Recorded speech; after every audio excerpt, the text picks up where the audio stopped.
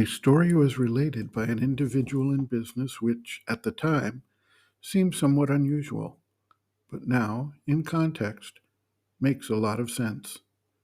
He indicated that he had a customer who would think about him when she needed to place an order for goods for her store.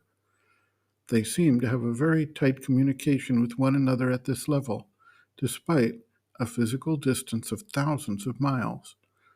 So generally, he would call her within a few hours or a day and indicate that it felt like you wanted to place an order, to which she happily admitted and indicated she had been thinking about it and wanted him to call.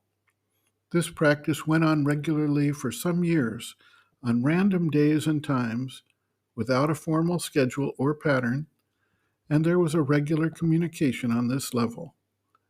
At one point, the business person was in Europe, and he felt her trying to contact him to place an order. It was before the days of instant worldwide communication, so there was nothing he could do. When he returned a couple of weeks later, he immediately called her. She asked with some consternation why he had not called sooner, as she had been reaching out daily for several weeks. He indicated that he knew that, but being in Europe, he had no way to let her know, and that, in the interim, he had gotten a headache from the intensity of her concentration, day after day, after a couple of weeks.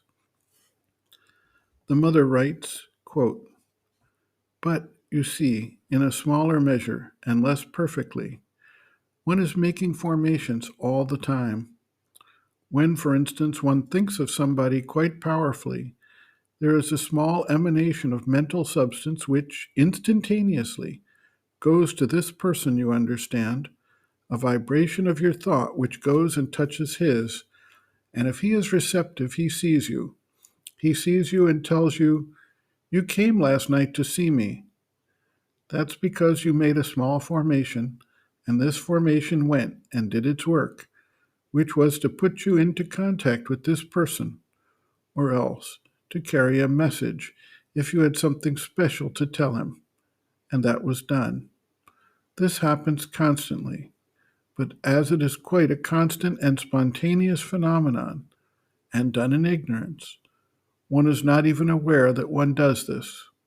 One does it automatically." End quote.